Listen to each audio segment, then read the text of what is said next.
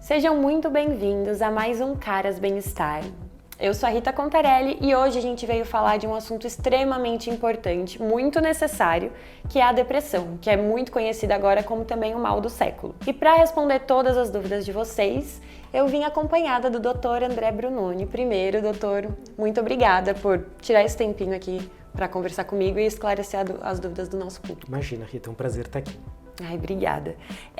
Gente, o doutor, ele é professor associado da Faculdade de Medicina da USP, membro do Comitê de Inovação, chefe do Serviço Interdisciplinar de Neuromodulação e também coordenador do Serviço ECT, do Instituto de Psiquiatria do Hospital das Clínicas da USP também, né? Isso, exatamente.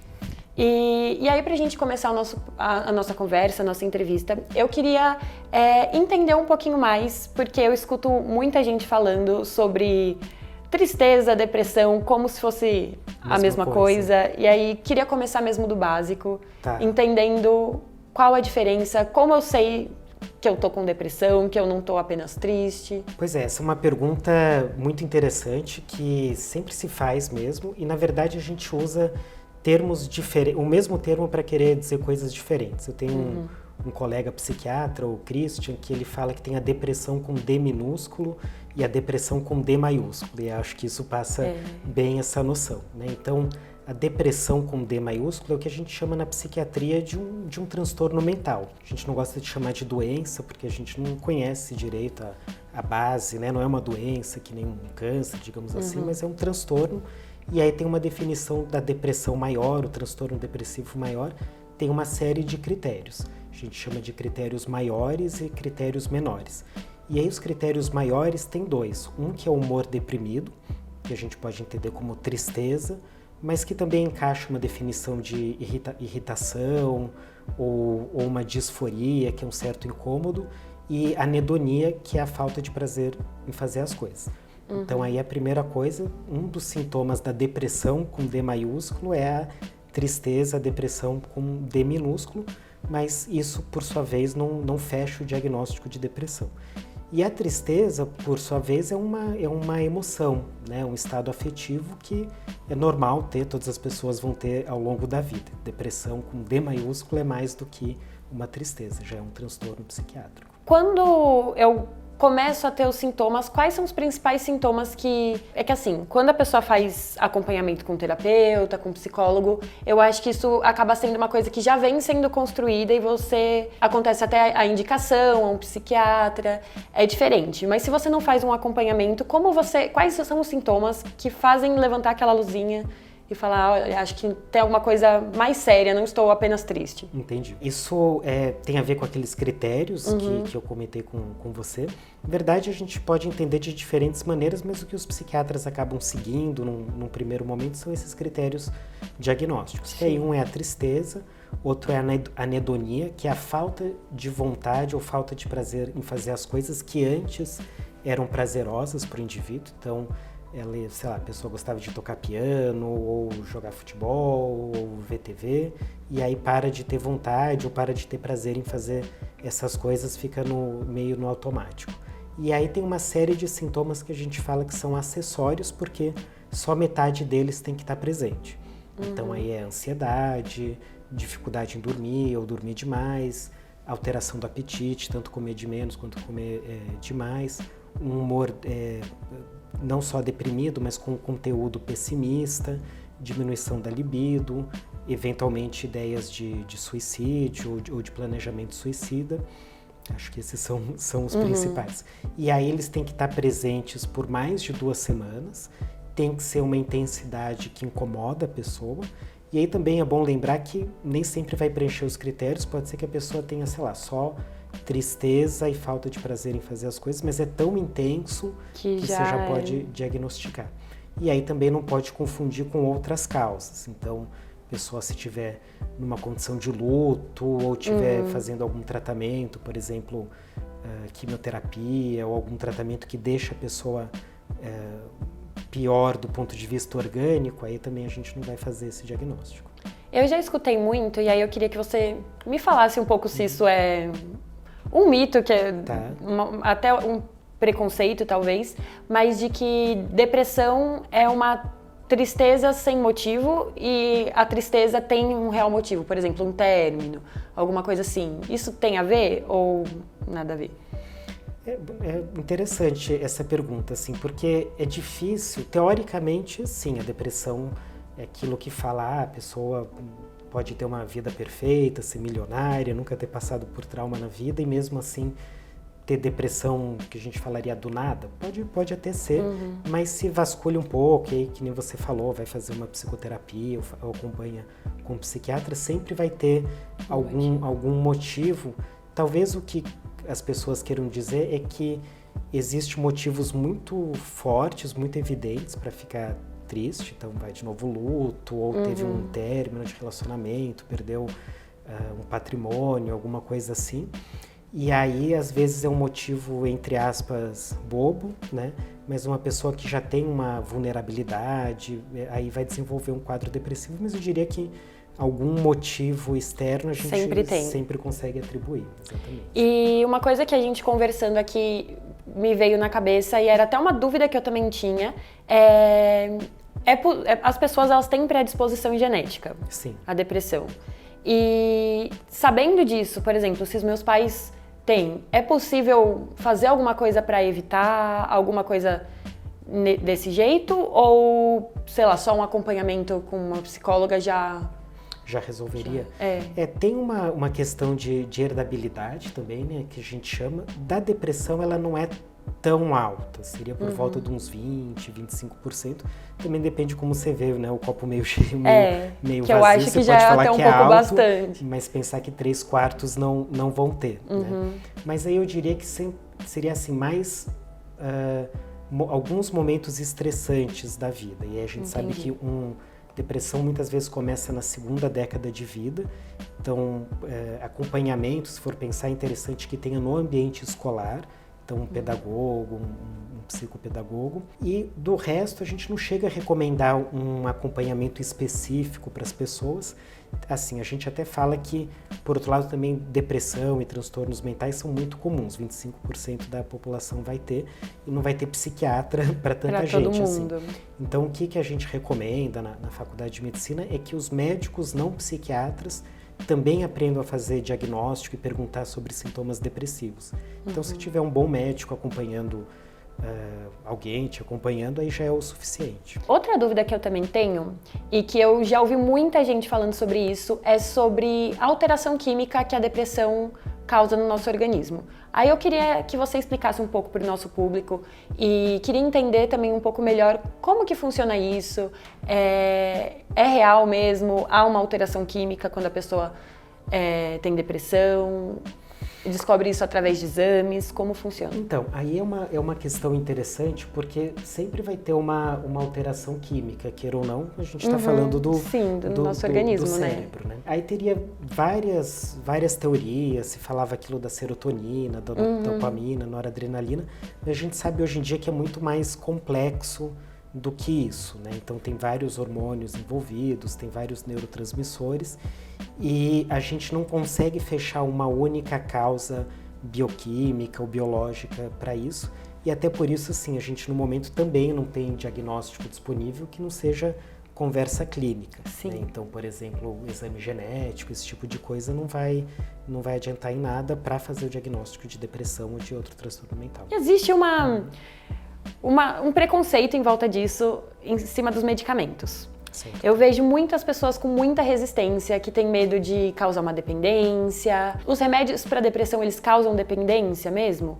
Ou é para ansiedade, ou nenhum dos dois? Como que funciona isso? Então, a maior parte dos remédios para depressão não vai causar qualquer tipo de dependência, né? Aí a gente tem que lembrar qual que é a definição de dependência. Dependência são 2 sintomas, né, ou 2 fatores principais, que é tolerância e abstinência. Então, o que é tolerância? É você um dia tomar um comprimido, depois de uma semana ter que tomar 2, depois de 3 semanas ter que tomar 10, para ter os mesmos efeitos, que aí é de uma droga mesmo. Sim. E a outra é a abstinência, que é parar de tomar o remédio e ter sintomas de abstinência. Então, que nem o alcoolismo, né? A pessoa para de tomar, tem aqueles tremores, pode ter ter a crise convulsiva.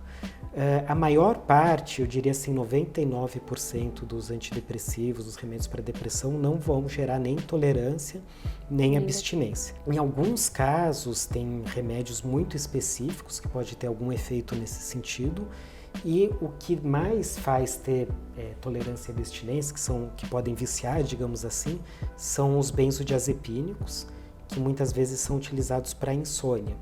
Então, sempre que o médico passa um remédio para insônia, ele, teoricamente, tem que passar por um período curto de tempo, né, um Rivotril, um diazepam, uma coisa assim, e aí retirar o mais rápido possível.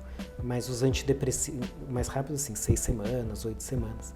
Mas os antidepressivos em si, a maior parte, ou 99% deles, não causa nenhum tipo de abstinência, não viciam.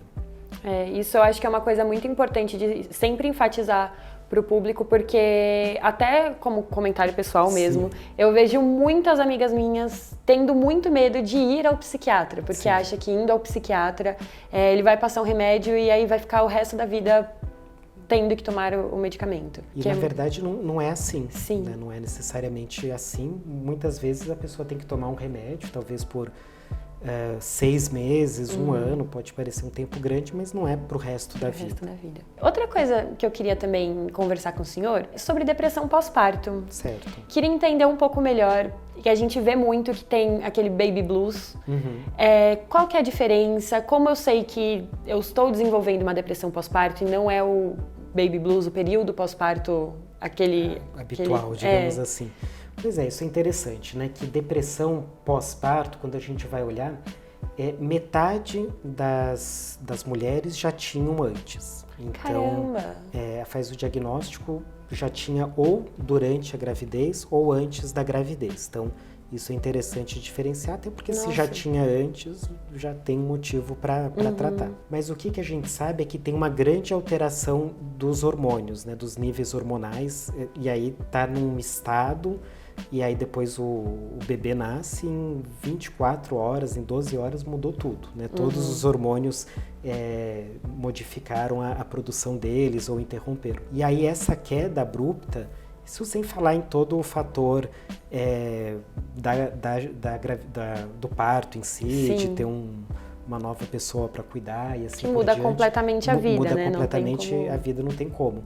Então esse baby blues vem por causa disso, mas aí também tem que tomar cuidado. O baby blues é muito comum, mas não pode ser um motivo para desprezar algum tipo de sintoma que a mulher, que a puérpera esteja sentindo, e também é um sinal de alerta para eventualmente ter uma depressão pós-parto, né? E aí também lembrando que na maior parte dos casos ela começa nas primeiras 4 semanas. 4 semanas. Apesar até que o diagnóstico em si pode acontecer em qualquer momento, até nos primeiros 2 anos. Saindo um pouco da depressão pós-parto e falando do assunto mais geral, doutor, é uma pergunta assim, me corrija se eu falar de um jeito errado, mas é possível curar a depressão? Ou ela meio que sempre vai ter ali uma pontinha e mesmo parando de tomar o remédio e estando bem, eventualmente ela pode voltar? Então, até isso, né, que a gente não gosta de chamar de doença mental, então como não é doença, não dá para falar uma cura. Em cura, né? A gente fala muito em recuperação e remissão.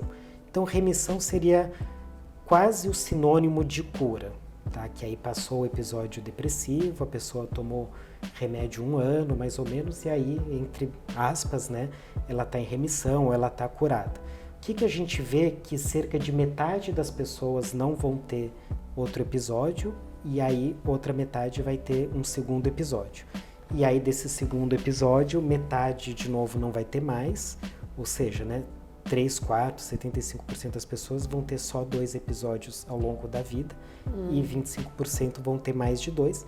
E aí a gente chama aí de um transtorno depressivo recorrente. Nesses casos, tem que tentar entender um pouquinho mais o que está acontecendo, e pode ser que tenha uma indicação de tomar remédio por um tempo indeterminado, mas é claro que tudo isso é negociado com o paciente também. Então, no final, o próprio paciente entende que é uma questão de custo-benefício. Ele pode falar, não quero tomar, e aí não ter, sei lá, eventualmente sintomas colaterais dos remédios, mas aumentar o risco dele recair, ou ele tomar ficar tomando e diminuir o risco. Uma coisa que a gente sabe também dos antidepressivos, principalmente para esses episódios recorrentes, é que eles diminuem 50% a chance de recaída.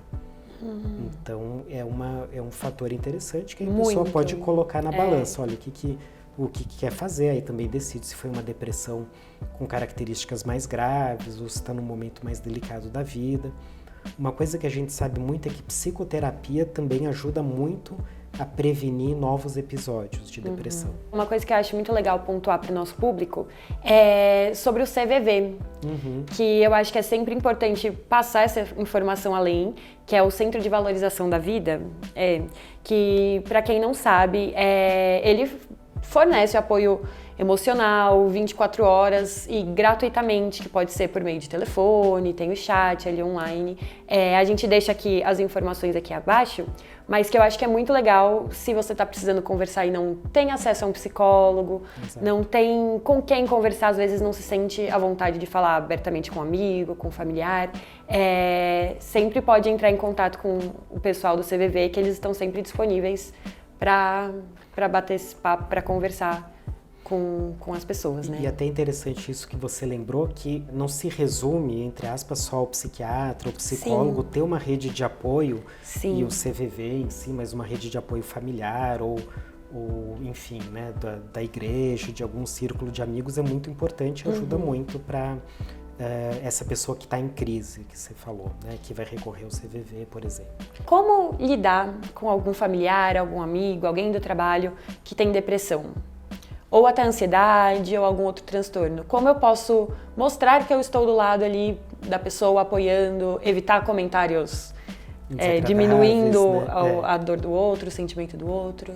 Então, isso é legal, que tem sido algo muito debatido até no meio assim, universitário, acadêmico, que é algo que a gente chama de, um termo que está sendo usado, que é literacia, um nome estranho, mas assim, alfabetização em saúde mental.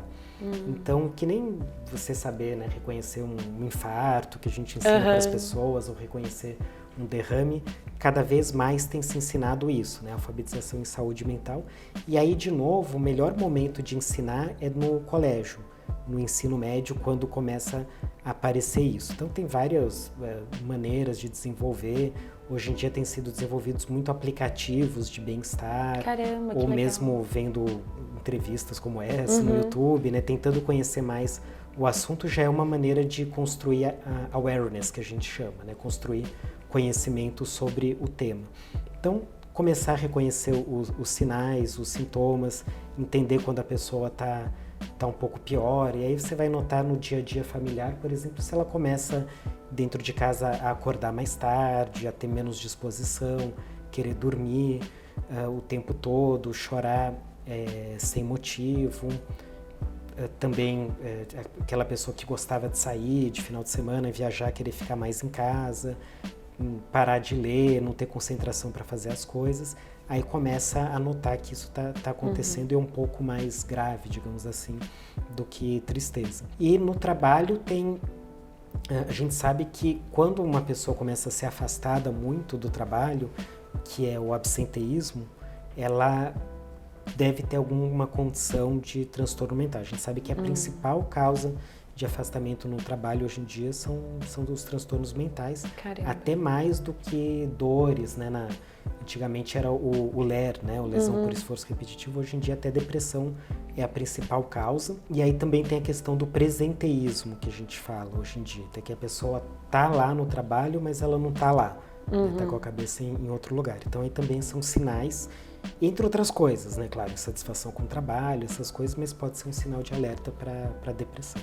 E aí, quando a pessoa nota que alguém do círculo dela está apresentando esses sintomas, a pessoa pode tomar a frente e procurar por um profissional por ela, ou isso tem que ser debatido diretamente com a pessoa que está passando por isso? Olha, talvez se a pessoa for muito íntima da pessoa que está com depressão, alguém muito próximo, que mora na mesma casa, eventualmente isso pode acontecer, mas é sempre melhor que alguém exponha para a pessoa, olha, tô te achando meio mal, você não tá bem, não sei o quê, e aí ajude essa pessoa a achar um psiquiatra ou achar alguma ajuda. Doutor, eu separei alguns mitos e verdades sobre depressão para a gente conversar um pouquinho sobre eles.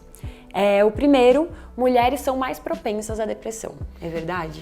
É verdade. Então Caramba. a gente sabe assim que, ou melhor, depende, até os 10 anos de idade, meninas e meninos têm a mesma prevalência. Até, nossa, o que você está falando, né? Mas a gente sabe que existe esse diagnóstico em crianças, é bem raro, mas eu falei esse ponto porque a gente sabe que começa a abrir na puberdade. Então, se era, sei lá, 2 a 3% nos dois sexos, né, as meninas e meninos, no final da puberdade, aí a mulher já está com o dobro, né, a adolescente já tem o dobro da prevalência do adolescente. Então, Caramba, aí é bastante coisa. Acaba, sim, é 2 para 1, né? E aí uma pergunta pode ser assim, é mais crônico? Na verdade, não. É meio parecido, mas mulher entra mais em depressão e sai mais de depressão também. Então, é como se rodasse mais rápido. Aí se discutem várias causas, né? Pode ser desde que mulher, por exemplo, acompanha com um ginecologista, então acompanha mesmo no início da vida, o homem é mais desleixado, então pode ser que faça mais diagnóstico.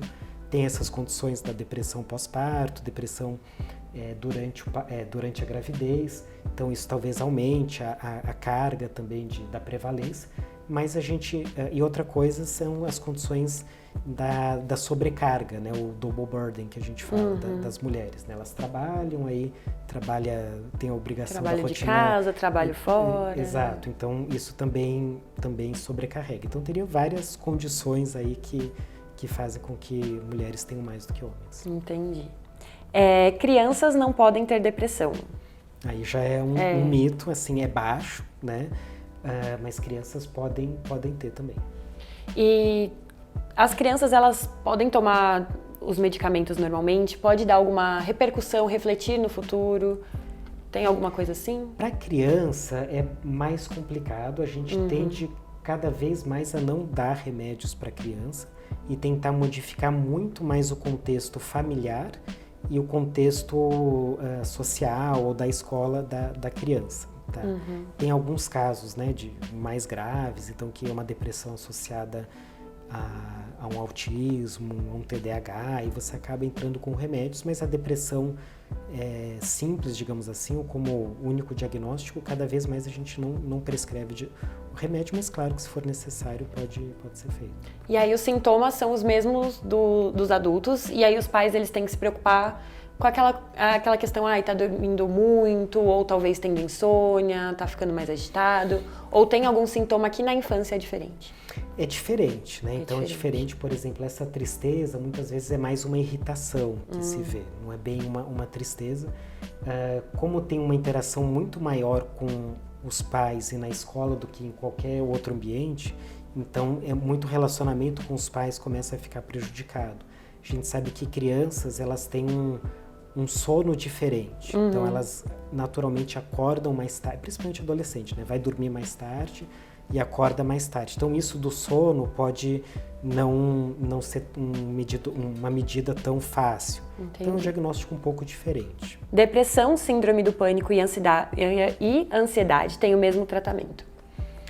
Sim, meio mito, meio verdade, né? Em termos de remédios, tem remédios que servem para as 3 condições.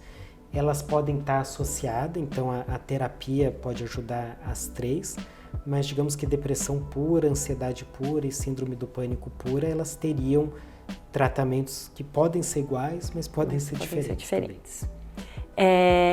A próxima tem muito a ver com isso, que é a ansiedade pode causar depressão ou vice-versa. Pode. Então, em 80% dos casos, as duas andam juntas. Caramba, é muita coisa também. E aí, tem algum desses que normalmente que o índice é maior de começar? Por exemplo, começou primeiro com depressão e depois veio ansiedade? Ou eles andam bem lado a lado? Normalmente começa com ansiedade. Com ansiedade que talvez não seja nem o diagnóstico da ansiedade, mas sejam sintomas ansiosos e aí depois vem o quadro depressivo. Próximo, o SUS disponibiliza tratamento para depressão e ansiedade e medicamentos para os pacientes se necessário. Sim, é verdade. O SUS disponibiliza tanto o atendimento do médico da família ou do médico generalista e existe tratamentos que o SUS disponibiliza, não são todos os antidepressivos, mas especialmente no estado de São Paulo a maior parte deles são disponibilizados. Entendi. A depressão é mais comum na terceira idade. Ela não necessariamente é mais comum, mas ela acontece também.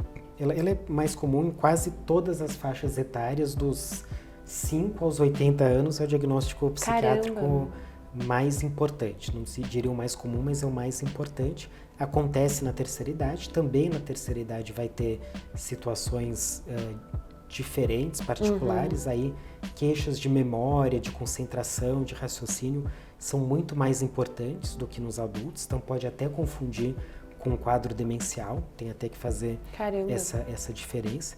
As causas secundárias, que a gente chama, são mais importantes. Então, uma depressão secundária a um derrame, ou uma depressão que veio depois do infarto. A gente também usa depressão pós-infarto, que nem depressão... E acontece. Acontece, né? Mas acontece também na terceira idade. E aí tem questões de remédios também. Então, vários são contraindicados. E mesmo aqueles que são indicados, uma regra máxima na depressão do idoso é começar muito devagar. Eles têm muito mais efeitos colaterais. E a última, depressão pode causar baixo no sistema imunológico, problemas inflamatórios, hipertensão e até AVC. Pode, né? Tem uma relação muito grande de depressão com doença cardiovascular. Até alguns estudos que a gente fez lá na USP, que a gente vê que depressão pode levar a mais problema cardiovascular e o contrário também, que mais problemas cardiovasculares podem levar à depressão. Caramba! Então, estão muito relacionados com hipertensão, com diabetes, com AVC, com infarto. E aí tem algum cuidado especial em relação a isso, que as pessoas podem tomar, ou é uma coisa que ainda não tem muito como controlar? Então, até hoje em dia, depressão ou transtornos mentais são considerados um fator de risco para infarto, né? Então, é um fator de risco que eles chamam de não tradicionais, não convencionais, que nem pressão alta, diabetes, né? Dislipidemia, mas é algo que tem que tomar cuidado. Então, principalmente a pessoa que já está na meia-idade, que já tem alguns fatores de risco aí para doença cardiovascular, para infarto, e ainda tem o diagnóstico de depressão, aí é mais uma razão tanto para tratar a depressão quanto para mudar o estilo de vida. Aí, de novo, né? Exercício físico parece todos os médicos falam a mesma coisa, mas trata a mente, trata o corpo, trata tudo. Doutor, muito obrigada pela entrevista, por toda essa informação que você nos deu, porque eu achei que foi muito esclarecedor, assim, em muitos âmbitos mesmo. Então, legal, muito obrigada. Sempre um prazer. O prazer é todo meu. E, pessoal, espero que vocês tenham gostado. E podem continuar nos acompanhando aqui, porque nós sempre vamos trazer muita informação, tanto sobre saúde mental, quanto sobre outras áreas da saúde.